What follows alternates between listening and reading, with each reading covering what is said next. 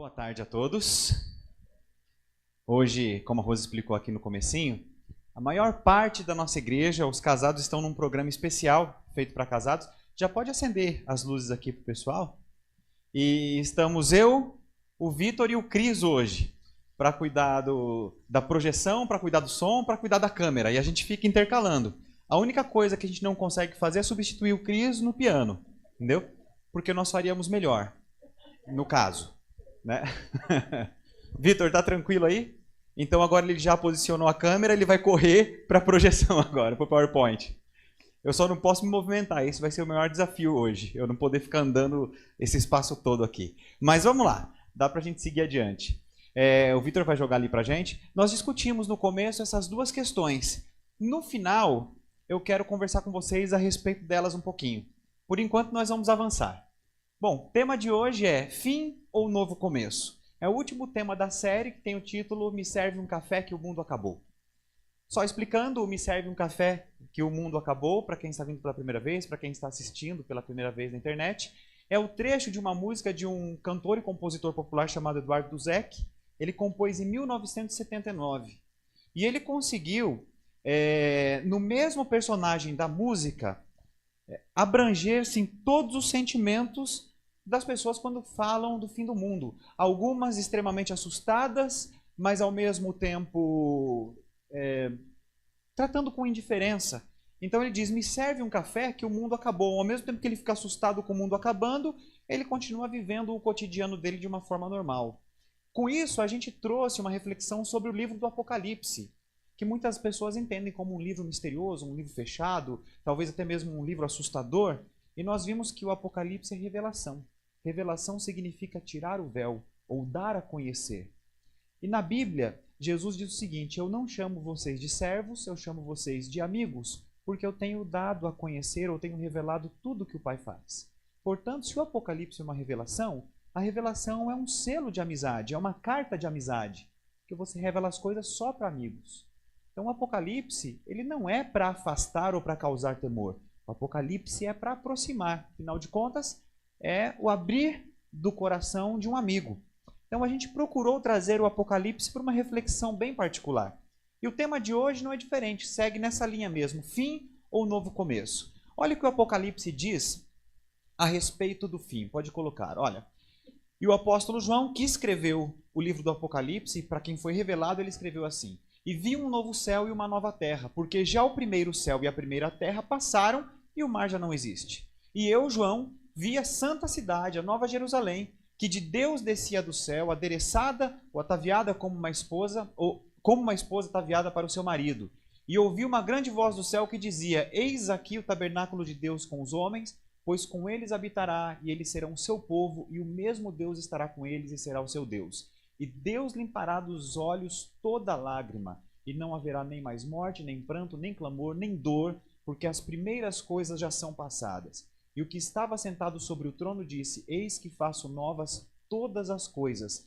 E disse-me, escreve, porque estas palavras são verdadeiras e fiéis.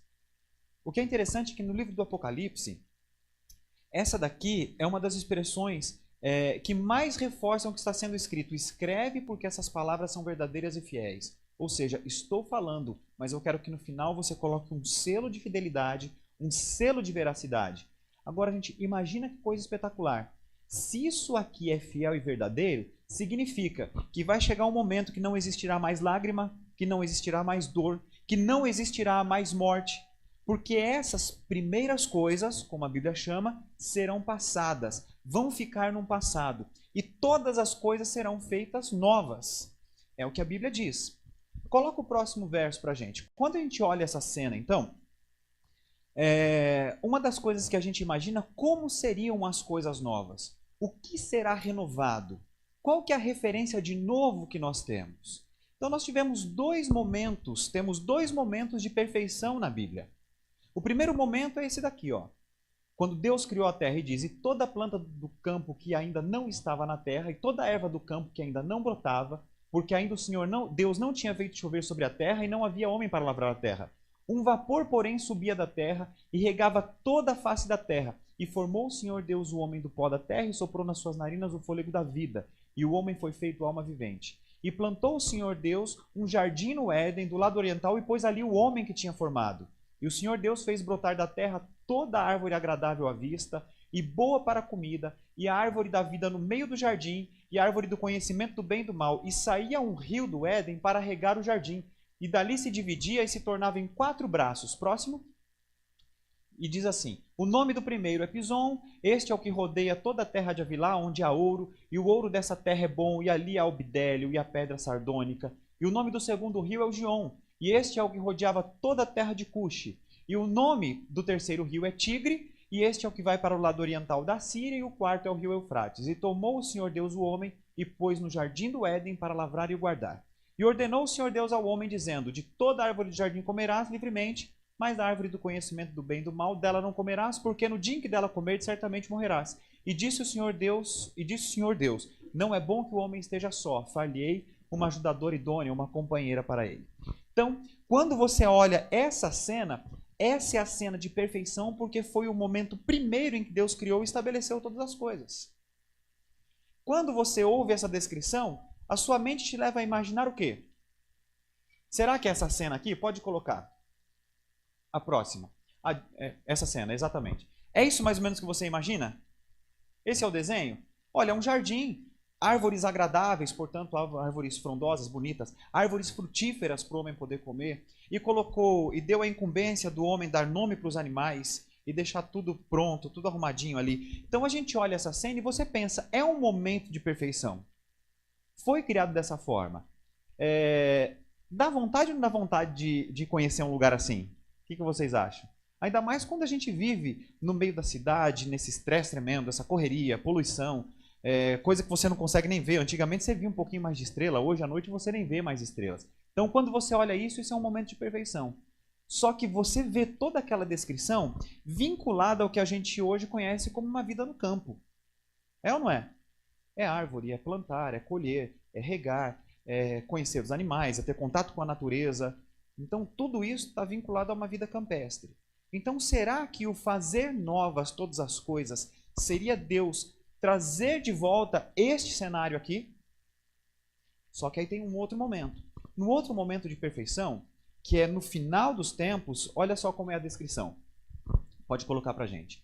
Havendo, pois, Senhor Deus formado da terra todo animal do campo... Não, é o seguinte. Mais um, isso.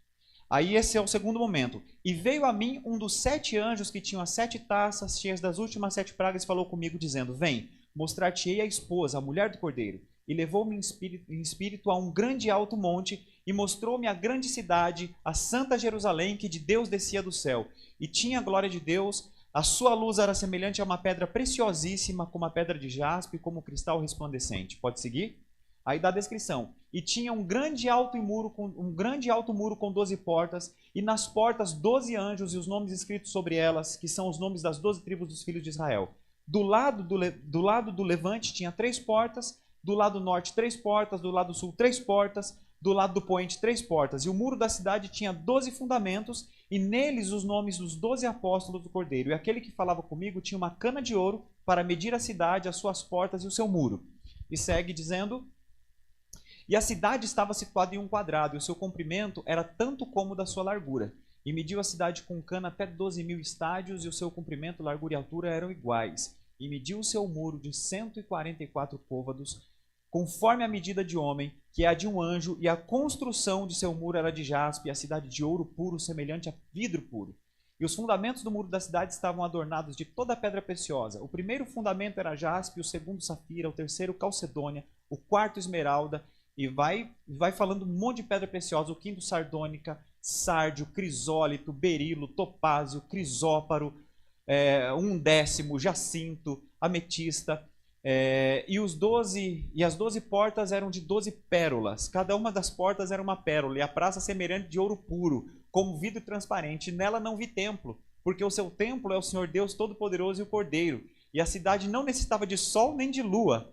Aí por quê? Para que nela resplandeçam, porque a glória de Deus a tem iluminado e o Cordeiro é a sua lâmpada. Gente, aí eu pergunto, as descrições são semelhantes? Completamente diferentes. E uma você tem uma descrição totalmente campestre, e a outra a gente tem uma descrição de uma cidade mesmo, urbana, só que com uma riqueza assim incalculável. Então talvez a cena que a gente veja, que a gente imagine quando imagina essa descrição, seja a seguinte, pode colocar pra gente. Pode pôr mais uma? Veja só. Mais ou menos isso. Uma cidade inteira, representada ali, dourada, representando o ouro, mas com todas aquelas pedras preciosas que tem ali. Aí eu pergunto para vocês, o que mais te atrai? A vida campestre ou a vida numa cidade dessa daí? O que vocês acham? Nessa daqui, Rose? Essa daqui? Mas aquela outra também não era uma descrição perfeita? Aí a pergunta que eu faço tem gente que vai olhar aquilo ali e vai achar extremamente monótono. Talvez porque esteja acostumado com uma vida totalmente agitada. Mas vocês concordam comigo? Para quem vive num lugar como o nosso aqui, de vez em quando dá uma fugida para um lugar daquele, não é uma maravilha? Tem gente que quer fugir para sempre e ficar no lugar daquele. Porque prefere aquele tipo de vida. Bom, aí eu fico pensando numa coisa. Como que será que Deus vai fazer para agradar todo mundo, hein? Aí é que tá. Às vezes a gente olha essa cena aqui e a gente pensa que tudo vai ser exatamente desse jeito. É bem provável que seja, mas por trás dessa descrição tem algo muito maior que a gente precisa entender. Na verdade, ambas as descrições, tanto a da vida campestre quanto a dessa vida urbana, é na verdade uma demonstração de Deus de que os problemas e os sonhos serão resolvidos e serão realizados nesse lugar. Absolutamente todos. Coloca a próxima cena aqui pra gente. Olha só, talvez seja uma cena dessa também, a Cidade de Ouro. Pode passar? Bom, a gente faz um levantamento das qualidades da vida do campo e das qualidades na vida da cidade. O que nós temos de mais valor na vida campestre? É a qualidade de vida, que ninguém discute. Né? A natureza, o contato com a natureza, que sempre é muito bom. A alimentação é mais saudável, é ou não é? E nós temos menos desigualdade, pelo menos no núcleo familiar, porque todos estão trabalhando pela subsistência, então você não tem tanta desigualdade social. Mas quais são as vantagens da vida na cidade? Bom, oportunidades para todas as coisas, tanto de lazer quanto de trabalho, de uma forma geral. Acesso aos recursos, a todo tipo de recurso, saúde, educação, nós temos muito mais aqui próximos. Um acesso muito maior à tecnologia, e isso está aumentando um pouco na parte do campo, mas nós temos aqui muito mais acesso à tecnologia. Então nós temos vantagens e desvantagens, e a vantagem de um é desvantagem no outro, e a vantagem de um é desvantagem no outro. Vocês concordam? E, inclusive, se eu não me engano, foi 2007? 2007, alguns dizem 2008, pela primeira vez, o número da população urbana ultrapassou a população rural. Até 2007, a população rural era maior. E os estudiosos dizem que essa diferença só vai aumentar em favor da cidade. Então, na cidade, as coisas vão crescendo mais. Bom, agora, como que a gente faz para convencer as pessoas da cidade de que o mundo perfeito é um mundo campestre? E como a gente faz para falar para as pessoas do campo que o mundo perfeito é uma cidade? Não dá a impressão que a Bíblia apresenta uma incoerência quando se trata de perfeição de lugar? Aí acontece que o que está por trás desse desenho todo, pode colocar a próxima tela, o que está por trás disso tudo é Deus dizendo o seguinte: aquilo que o homem precisa, sonha e realiza, vai ser de uma forma completa no final de tudo. Quando ele faz essa descrição, ele está mostrando uma realidade de que a maior parte da população vive na cidade e ele está usando o elemento cidade para mostrar para a gente quais são os maiores problemas que serão resolvidos lá. Hoje, gente, por que as pessoas vêm para a cidade? Nós falamos lá. Principalmente por causa da oportunidade profissional, é ou não é? Então as pessoas vêm para a cidade para poder se estabelecer e ganhar o quê? Dinheiro. Só que na cidade também nós temos a maior desigualdade social. A maior desigualdade na distribuição de rendas. Então é muito na mão de poucos e nada na mão de muitos.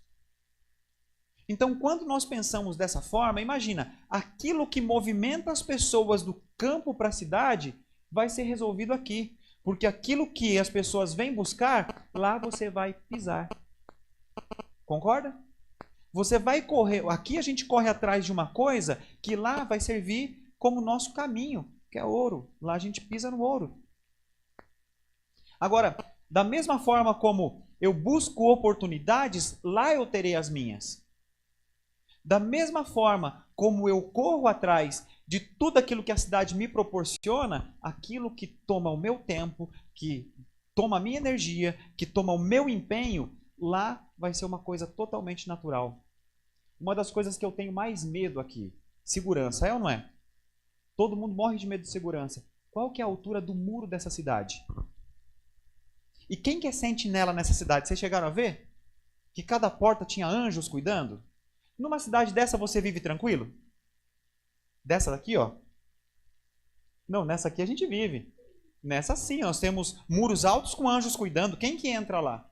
Então você percebe que quando Deus dá essa descrição, Ele não está simplesmente dizendo, olha, vem porque aqui você vai pisar no ouro. Ele não quer te encantar pela cidade. Ele está querendo dizer, os problemas que a gente enfrenta aqui são as primeiras coisas e que vão passar. Então aqui você não tem o quê? Desigualdade social. Aqui você não tem o trabalho tomando o seu tempo completamente. Aqui você não tem o problema de não ver os seus filhos crescerem, porque você está cuidando. Olha só que incoerência. A gente vive para dar o melhor para os nossos filhos, só que a gente perde o crescimento deles. Não é uma loucura? É uma loucura. Então, ó, nesse lugar aqui, tudo aquilo que é problema de uma cidade grande não vai ter. Se o problema é distribuição de renda, lá qualquer um pisa no ouro. Se o problema é pobreza, lá você tem as ruas, as construções adornadas com pérolas diferentes, com cristais e com tudo. Então lá, se o seu problema, se o problema que você tem é de segurança, você não sabe a altura do muro que tem lá e os anjos que estão cuidando. Então, quando ele faz essa descrição, é para dizer, o problema que tem hoje numa cidade, lá você não enfrenta. Então, o apelo não é pela beleza, o apelo é por aquilo que significa.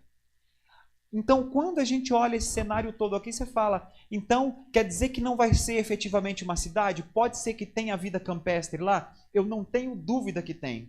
Afinal de contas, foram 2 momentos de perfeição. E quando se trata de perfeição, certeza que Deus vai fundir os 2 momentos.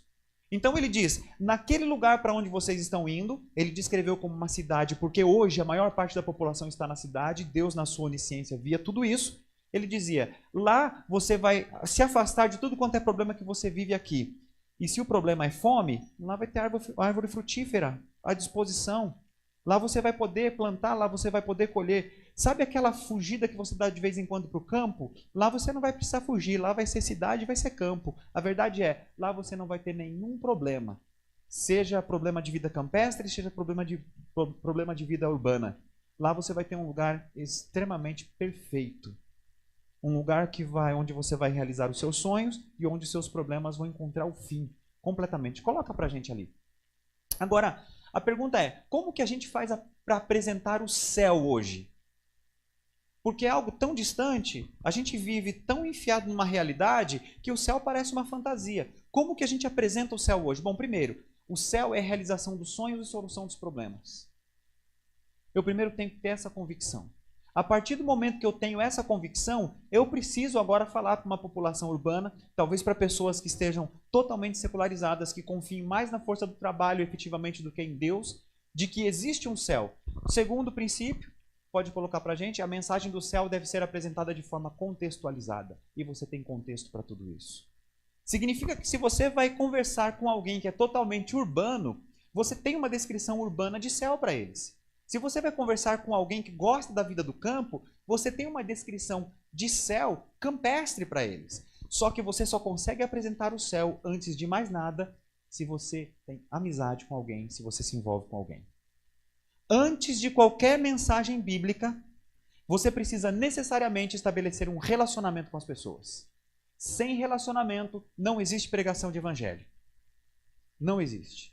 Você precisa criar um relacionamento. Agora imagina, você pega um executivo, para você ver o que eu estou querendo dizer com contextualizada. Você pega um executivo, o cara sai cedinho de casa, faz uma reunião em Curitiba, dali ele toma um voo, vai para Brasília, tem um almoço de negócios, dali para o Rio de Janeiro tem um jantar de negócios e volta para dormir em São Paulo em casa de novo. Isso é possível ou não é?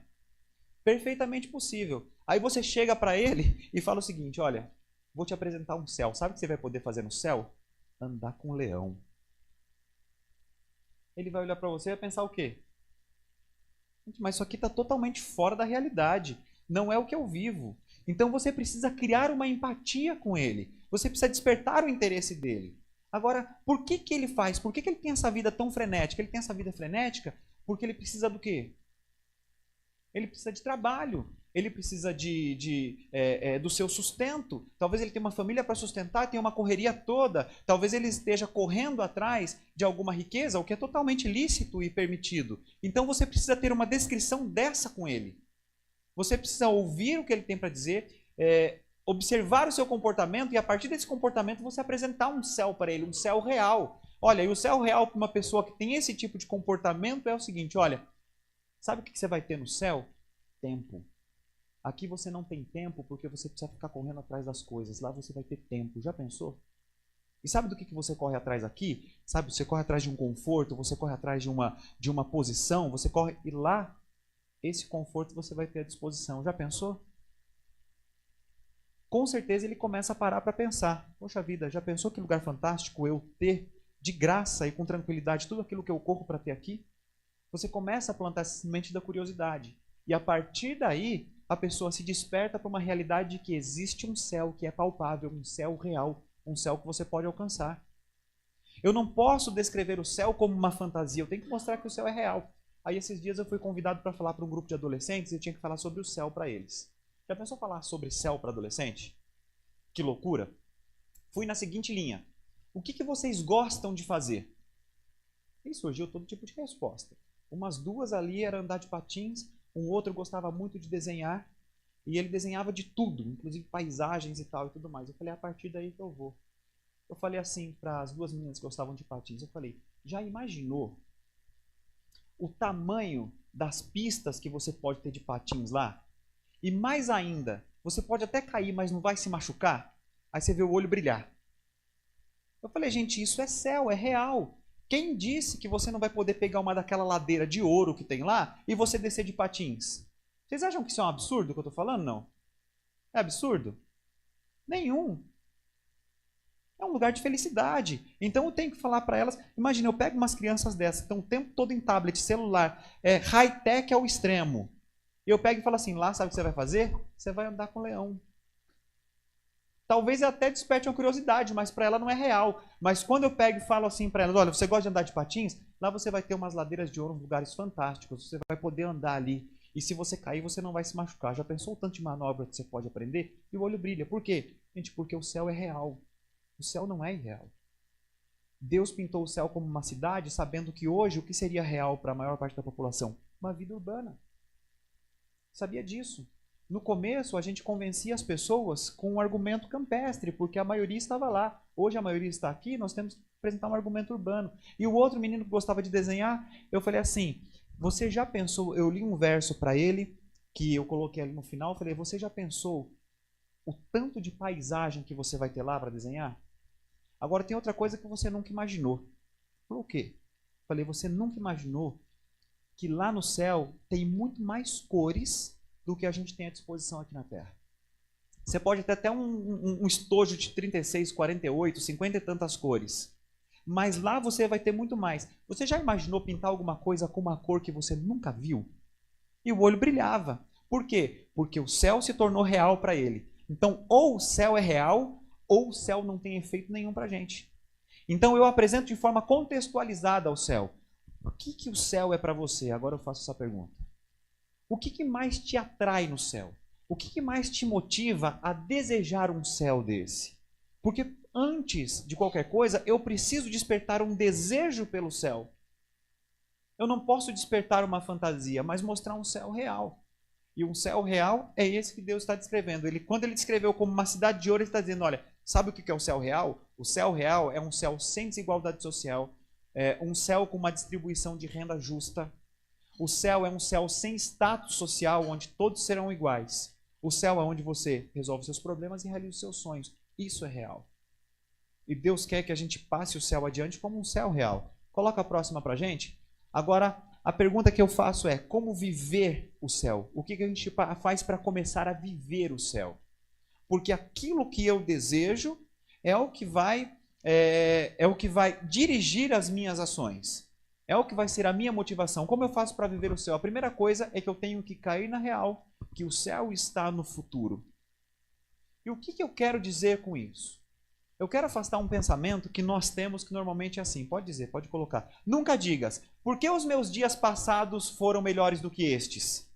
Por que foram os dias passados melhores do que estes? Porque não provém da sabedoria essa pergunta.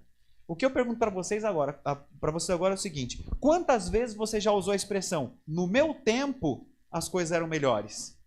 Quem já usou aqui? Todo mundo já usou, né? Eu já tenho idade suficiente para poder usar isso aqui no meu tempo. E o meu sonho é chegar assim um dia pro meu filho e falar assim, ó, quando eu cheguei aqui na internet, era tudo mato, hein? No Orkut só punha 12 fotos. Vocês lembram disso? Porque meu pai fala, né? Ele fala assim, ó, quando eu cheguei aqui no bairro onde ele mora, ó, o ponto de ônibus terminava aqui. Daqui para cima era tudo ladeira e tudo mato. É legal, né? Hoje a gente não vai poder falar isso. Fala assim, quando eu cheguei na internet só punha 12 fotos no Orkut. Mais nada, vai ser assim. Então, nunca digas por quê. Sabe por quê? Dizer isso, no meu tempo as coisas eram melhores? Porque se você parar para pensar, não era. E uma vez eu estava fazendo uma palestra numa igreja, eu usei esse verso, e eu perguntei, se você pudesse voltar no tempo, onde você voltaria? E teve uma senhora, já assim, de 70 para 80 anos, mais ou menos, e falou assim, eu queria voltar no colo da minha mãe. Eu falei, nossa, que bacana, né? Bem saudosa, no colo da minha mãe. Aí eu perguntei para ela, naquele tempo em que a senhora ficava no colo da sua mãe, já existia morte? Ela falou, já. Já existia doença? Já. Eu falei, já tinha violência? Ela, menos que hoje, mas também tinha. Eu falei, então a senhora tem certeza que é lá que a senhora quer voltar? Ela parou e pensou e falou assim, na verdade não, na verdade eu queria um lugar que não tivesse nada disso. Eu falei, e esse lugar está no passado ou está no futuro? Aí ela olhou para mim e falou assim, está no futuro. No passado estava o Éden. Eu falei, e o que está no futuro? Ela parou e falou assim, o Éden. Eu falei, então a senhora não pode pensar que o passado era melhor. Melhor vai ser o futuro, não é? Ela falou assim, agora eu entendi. Ela brincou. Eu falei, exatamente isso. Gente, esse céu, ele está no futuro. Às vezes a gente se apega ao passado porque nós vivemos lá um momento melhor do que nós vivemos hoje e eu quero reviver aquilo e me apego àquilo. E às vezes eu fico deprimido porque eu não tenho mais como viver de fato um passado, mas não quero viver também o meu presente, porque o meu passado era melhor. E o que eu faço da minha vida quando eu vivo isso? Quando eu sinto essa experiência? Eu não faço nada, eu fico travado. Eu não consigo ir adiante. Porque afinal de contas, na minha adolescência, talvez 10 anos atrás, a minha vida estava muito melhor, muito mais tranquila. Só que eu não tenho como voltar lá e não tenho ânimo para viver essa daqui, porque a minha foi muito melhor. Aí eu fico frustrado, fico triste. Mas quando você planta na sua mente, no seu coração, que existe um lugar mais perfeito do que qualquer momento que você já viveu, e esse lugar está no futuro, é lá que você começa a mirar. E é a partir daí que você começa a moldar a sua vida. Então eu não sei o que você viveu até aqui, mas eu posso dizer que o momento mais feliz que você viveu não é nada perto daquilo que Deus está proporcionando, porque lá está a perfeição. Então, não se apegue ao passado, que o seu passado seja história e experiência, que o seu passado seja uma motivação para você, mas que a sua vida esteja de olho no futuro. Próximo. Tenha o céu como alvo. Então, assim, você já sabe que ele está no futuro. Teve essa consciência, o que você faz? Você coloca ele como alvo, é lá que eu quero atingir. E olha o que o apóstolo Paulo fala. Prossigo para o alvo, pelo prêmio da soberana vocação de Deus em Cristo Jesus. Então a vida dele aqui era norteada pelo alvo que ele tinha, pelo objetivo que ele tinha. E o objetivo dele era o quê? Era a soberana vocação. O objetivo dele era a salvação, era o céu. Era isso que ele queria. Coloca o próximo verso. Isso, é o próximo conceito. Comece a viver agora os valores do céu. Então você já teve consciência que tem um céu no futuro. Você estabeleceu como alvo. Então agora o seu comportamento vai ser baseado no seu alvo. Então você começa a viver agora os valores do céu. Você começa a manifestar na sua vida aqueles valores que você já aprendeu que vai ter no céu. E quais são os valores de lá? Coloca o verso aqui pra gente, olha. Porque se vivemos para o Senhor, vivemos. Se morremos para o Senhor, morremos. De sorte que vivamos ou morramos, somos do Senhor. Aí eu começo a enxergar, minha vida agora vai ser a vida do céu, aquilo que Deus proporcionou para mim, e eu começo a analisar os valores do céu. O que vai ter no céu, que nós falamos até agora? que vai ter? Igualdade social, é ou não é? Aí a pergunta que eu faço é: o que na sua esfera de poder, de competência e de consciência você faz para diminuir a desigualdade social? Como que você traz esse céu perfeito para começar a praticar na sua vida? Olha, lá no céu, aí vai nas perguntas que nós discutimos na convivência. O que tem aqui que não vai ter no céu? Olha, aqui tem violência. O que você faz para diminuir a violência aqui e começar a viver um pouquinho mais de céu? Olha, lá não vai ter discussão entre as pessoas, lá não vai ter dissenso entre as pessoas. Lá vai ter paz, vai ter perdão. E o que você faz para trazer um pouquinho desse céu para a sua vida? Você exercita o perdão? Você pratica a intermediação de problemas? Você é uma pessoa pacificadora? Olha, lá no céu não vai ter mais choro. E o que você faz quando as pessoas estão tristes ou chorando perto de você? Você é um consolador? Pergunta é: o que você traz de céu para viver na sua vida hoje? Qual que é a experiência de céu? Qual que é o valor de céu que você traz para começar a viver um pouquinho dessa atmosfera celestial na sua esfera de poder e de competência? O que você faz? Começar a viver os valores do céu agora. Eu gostei tanto desse conceito. Coloca o próximo verso. Olha o que o verso diz: passará o céu e a terra, mas as minhas palavras não passarão. Então, o que vai ter no céu que já tem aqui? Palavra de Deus. O que a gente faz para viver a palavra de Deus hoje aqui? Ou seja, para trazer um pouquinho de céu para a nossa vida.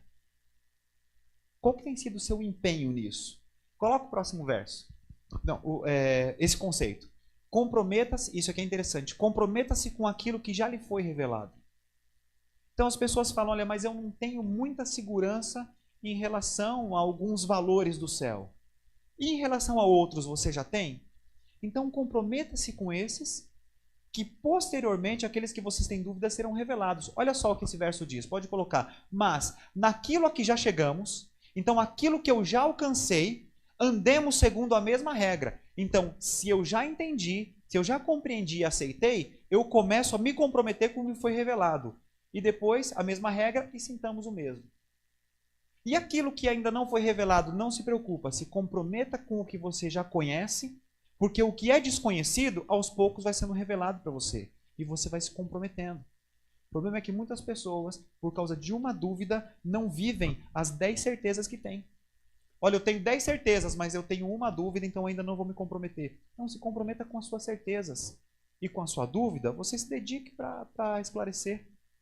As coisas não são reveladas todas de uma vez. Então, comprometa-se com aquilo que já lhe foi revelado. O que você já tem certeza a respeito do céu? Começa a viver agora. O que você tem dúvida a respeito do céu? Então, estude sobre isso, mas se comprometa com aquilo que você já conhece. Pode colocar o próximo, o quinto e último. Prepare-se para ser surpreendido. Por que para ser surpreendido? Olha só, olha o que o verso diz. Pode colocar? Mas como está escrito: as coisas que o olho não viu, e o ouvido não ouviu, e não subiram ao coração do homem, ou seja, aquilo que ele não sentiu, são as que Deus preparou para os que o amam. Isso quer dizer, e esse foi o verso que eu li para aquele menininho das cores, do desenho. Isso quer dizer o seguinte, que você vai começar a viver o céu aqui. Você vai ter uma experiência magnífica, mas quando você chegar lá, você vai ser surpreendido, sabe por quê? Porque o seu olho não ouviu, o seu ouvido nunca ouviu, e o seu coração nunca sentiu aquilo que Deus já preparou para você. É uma coisa tão fantástica, porque você fica imaginando: gente, se eu estou vivendo isso aqui está fazendo tão bem para mim, imagina quando eu chegar lá que eu nem sei o que eu vou sentir, só sei que vai ser bom. Já pensou que coisa extraordinária? Então, prepare-se, você vai ser surpreendido. Mas a gente começa a desejar o céu a partir do momento que a gente começa a viver o céu. A gente começa a querer estar no céu quando a gente traz valores do céu e começa a viver aos pouquinhos aqui na terra. Pode colocar para a gente o próximo? Aí eu posso dizer para você que talvez essa aqui seja a imagem perfeita. Você tem uma cidade fantástica, sem qualquer problema social, sem problema nenhum, e ao mesmo tempo você tem aquele refúgio que de vez em quando a gente precisa, que é um pouquinho de mato, um pouquinho de campo. Olha só, eu achei essa fusão aqui fantástica. Sabe o que Deus está mostrando com isso? Que não importa o que você queira, que o seu desejo e que os seus problemas encerram aqui e os seus desejos são realizados ali. Agora, acima de tudo isso, quando a gente começa a viver os valores do céu, por mais que o meu ouvido nunca tenha ouvido, meu olho não tenha visto, meu coração nunca tenha sentido, uma coisa sim vai ser real e a gente pode começar a sentir a partir de agora do céu. É isso aqui, pode colocar. Isso aqui. Se tem uma coisa que você pode já viver aqui na terra, é andar abraçado com Jesus. Isso você pode agora. E não tem valor maior no céu do que estar na presença daquele que te salvou. Isso você pode. Agora, qual que vai ser a surpresa no céu? É de repente estar olhando para um lado para o outro e vir uma mão e te abraçar aqui, ó. Aí sabe o que vai acontecer? Você vai reconhecer o abraço. Isso aqui é fantástico. Opa, esse abraço aqui eu já senti. Nunca vi quem abraçava, mas já senti. Quando você olha para o lado, está Jesus com você. Já pensou que coisa extraordinária? Deve dar uma arrepiada de falar esse negócio aqui. Gente, seja como for, o céu é prático, o céu é vivo e o céu é real. Faça o seu céu, para que você tenha o desejo de em breve estar nesse daqui. E que Deus nos dê a oportunidade de estarmos todos juntos. Então, não existe fim. O que existe é um novo começo. E isso tudo que vocês estão vendo aqui está no Apocalipse. Já pensou que loucura? Amor, mas é um livro tão assustador? Não é não. É um livro que te convida a viver o céu e que vai te surpreender quando você chegar de fato no céu real. Deus te abençoe de uma forma muito especial. Podemos orar juntos? Querido Deus, nós te agradecemos. Nós te agradecemos porque o Senhor manda essa carta de amizade para a gente. O Senhor revela as suas coisas para a gente e isso nos motiva a viver a cada dia desejando sempre o melhor. Que o Senhor nos abençoe para que a gente consiga, na nossa esfera de poder, de atuação, ser um pouquinho de céu para as pessoas e viver um pouquinho de céu também. Não importa aquilo que a gente imagine que falte aqui, que tenha lá, nós sabemos que lá tudo será realizado. O que é bom permanecerá e será aperfeiçoado, o que é ruim terá o seu fim exatamente ali. Nos abençoe, para que tudo aquilo que nos afasta do céu agora aqui, seja removido da nossa vida, que a gente supere isso. Que tudo aquilo que nós temos certeza que não vai ter no céu, e que seja aprovação para a gente aqui, nos ajude a vencer e afastar da nossa vida. E tudo aquilo que nós temos certeza que são valores do céu, nos abençoe para que a gente viva cada vez mais intensamente, a ponto da gente ter o pé na terra e a gente ter a cabeça no céu. Nos abençoe para tanto, abençoe o desejo, o coração de cada um, os planos, especialmente nessa nova semana. Que o Senhor esteja com cada um aqui, dando a oportunidade de ouvir a sua voz, ensinando o caminho que nós devemos andar. Te agradecemos por tudo, nos colocamos em tuas mãos, em nome de Jesus. Amém. Mais uma vez, obrigado pela presença de todos, pelo carinho de todos vocês. Na próxima semana, estaremos juntos novamente com um novo tema, às 4 da tarde. Deus abençoe a todos, uma ótima semana.